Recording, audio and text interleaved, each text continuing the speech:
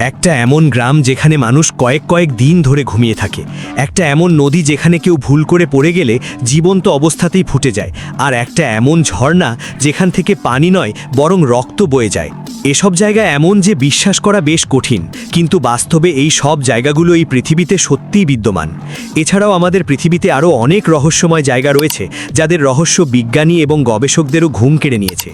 আর আজকের এই ভিডিওতে আমরা কিছু এমনই রহস্যময় স্থান সম্পর্কে জানব, তাই ভিডিওটি শুরু থেকে শেষ পর্যন্ত অবশ্যই দেখবেন। নম্বর 7, মাউন্ট রোরাইমা। এই দৃশ্য দেখলে মনে হয় যেন পানি নয় বরং মেঘের মাঝে কোনো দ্বীপ তৈরি হয়েছে, কিন্তু বাস্তবে এটি ভেনিজুয়েলায় অবস্থিত একটি পাহাড় যাকে মাউন্ট রোরাইমা নামে চেনা হয়। এই পাহাড় পৃথিবীর সবচেয়ে অদ্ভুত এবং আকর্ষণীয় প্রাকৃতিক বিস্ময়গুলোর মধ্যে একটি। এর উচ্চতা 2810 মিটার। অন্যান্য পাহাড়ের তুলনায় মাউন্ট রোরাইমার চূড়া একদম সমতল এবং এখান থেকে একটি জলপ্রপাতও বের হয়, যা পৃথিবীর সবচেয়ে উঁচু জলপ্রপাতগুলোর মধ্যে একটি। ন্যাশনাল জিওগ্রাফিকের একটি গবেষণা অনুসারে এই পাহাড় প্রায় 2 বিলিয়ন বছরেরও বেশি পুরনো। লক্ষ লক্ষ বছর ধরে এই পাহাড় বাকি পৃথিবী থেকে সম্পূর্ণ বিচ্ছিন্ন ছিল, কিন্তু 1884 সালে এই পাহাড়ে প্রথম যিনি উঠেছিলেন তিনি হয়ে গেলেন প্রথম মানুষ, এবং তখনই বাকি দুনিয়া জানতে পারল যে এই পাহাড় উপর থেকে একদম সমতল। যখন এই পাহাড়ে গবেষণা করা হলো তখন গবেষকরা দেখে একদম অবাক হয়ে গিয়েছিলেন যে এই পাহাড়ে অনেক রকমের জীবজন্তুও পাওয়া যায়। গবেষকরা এখানে এমন কিছু প্রজাতির জীবজন্তু এবং গাছপালা পেয়েছেন যা আগে কখনো দেখা যায়নি। এই পাহাড়ে পাওয়া 53টি প্রজাতি এমন যা পুরো পৃথিবীতে শুধুমাত্র এখানেই পাওয়া যায়।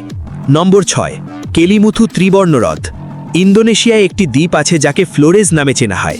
এই দ্বীপটি অবশ্যই খুব সুন্দর এবং প্রতি বছর অনেকে এখানে ঘুরতে আসেন, কিন্তু এই দ্বীপে 3টি এমন অদ্ভুত হ্রদ আছে যা নিজের মধ্যেই খুব রহস্যময়। এই 3টি হ্রদ একসাথে একই জায়গায় অবস্থিত, কিন্তু তারপরেও তাদের রং একে অপর থেকে একদম আলাদা। কিন্তু অবাক করার বিষয় শুধু তাদের আলাদা রং নয়, বরং আরও অবাক করার বিষয় হলো এই 3টি হ্রদ নিজেদের রং বদলাতে থাকে। এই হ্রদগুলো বছরে 1 থেকে 6 বার পর্যন্ত তাদের রং বদলায়, কিন্তু আজ পর্যন্ত কখনো এই 3টি হ্রদের রং একই দেখা যায়নি। ফ্লোরেজ দ্বীপের যে জায়গায় এই হ্রদগুলো আছে তাকে কেলিমুথু ন্যাশনাল পার্ক নামে চেনা হয়। পার্ক কর্তৃপক্ষ বলেন যে এই 3টি হ্রদের নিচে সক্রিয় আগ্নেয়গিরি আছে, এবং আগ্নেয়গিরি থেকে যে গ্যাস বের হয় তা হয়তো এই হ্রদের পানির সাথে রাসায়নিক বিক্রিয়া করে, যার কারণে এদের রং বদলাতে থাকে। কিন্তু কখনো 3টি হ্রদের রং একই কেন হয় না, এটি আজও এক রহস্য। নম্বর 5, বয়লিং রিভার।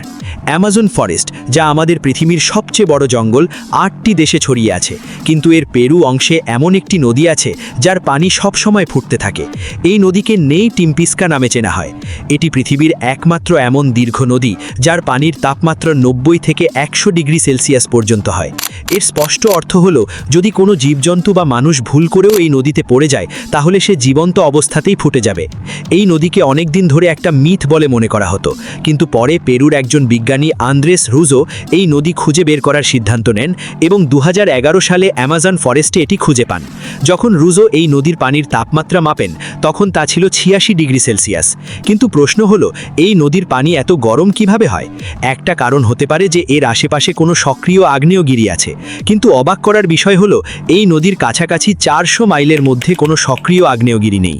স্থানীয় লোকজন বলেন ইয়াকু মামা নামের এক বিশাল সাপের আত্মা এই নদীর পানিকে গরম করে, কিন্তু বিজ্ঞানীদের মতে এই নদীর পানি ফল্ট লাইন, অর্থাৎ পৃথিবীর পৃষ্ঠের যে ফাটল আছে তার ভিতরে ঢুকে গরম হয় এবং পরে আবার উপরে উঠে আসে, আর এই কারণেই এই পানি এত গরম হয়।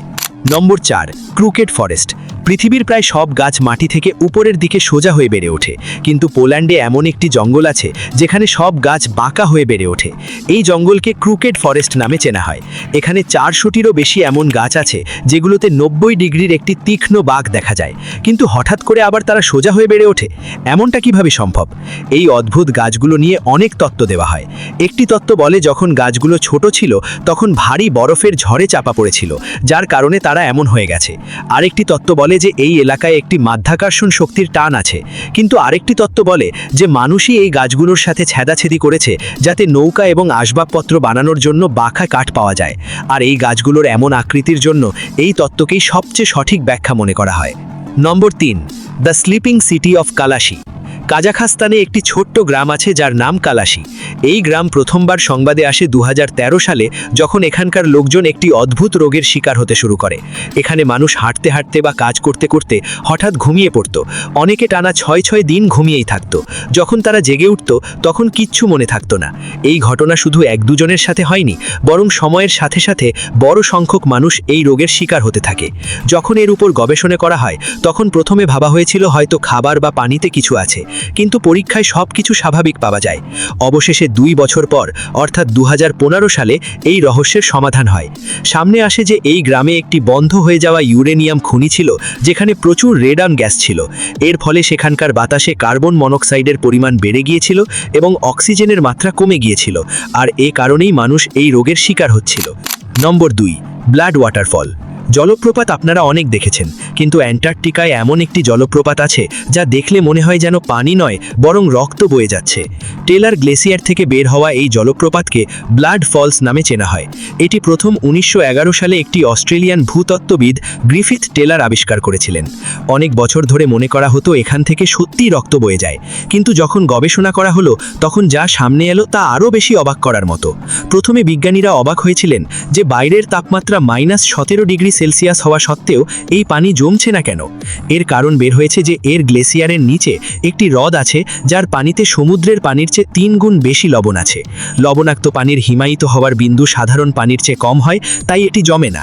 আর এই পানির লাল রঙের পেছনে বিজ্ঞানীরা দেখেছেন যে এতে পাহাড় থেকে আসা আয়রন আছে।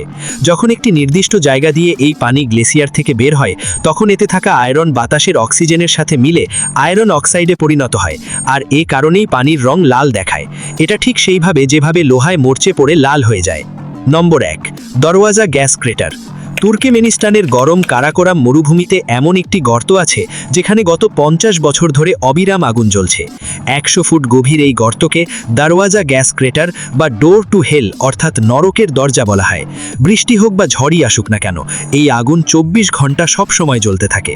কিন্তু প্রশ্ন হলো এই আগুন এখানে লাগলো কিভাবে? আসলে 1971 সালে সোভিয়েত ভূতত্ত্ববিদদের একটি দল কারাকোরাম মরুভূমিতে অপ্রসারিত তেলের খোঁজ করছিল।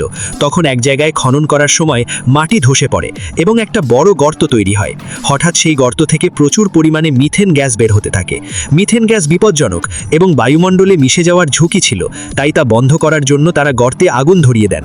তাদের ধারণা ছিল কয়েক সপ্তাহের মধ্যে গ্যাস শেষ হয়ে আগুন নিভে যাবে, কিন্তু কয়েক সপ্তাহের প্রত্যাশিত আগুন আজও জ্বলছে, আর প্রতি বছর এই জায়গা দেখতে 10,000-এরও বেশি মানুষ আসেন।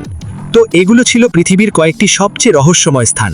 যদি ভিডিওটি ভালো লেগে থাকে তাহলে অবশ্যই লাইক করবেন এবং চ্যানেলটি সাবস্ক্রাইব করে রাখবেন। আমরা আবার দেখা হবে পরবর্তী ভিডিওতে। ততক্ষণের জন্য আল্লাহ হাফেজ।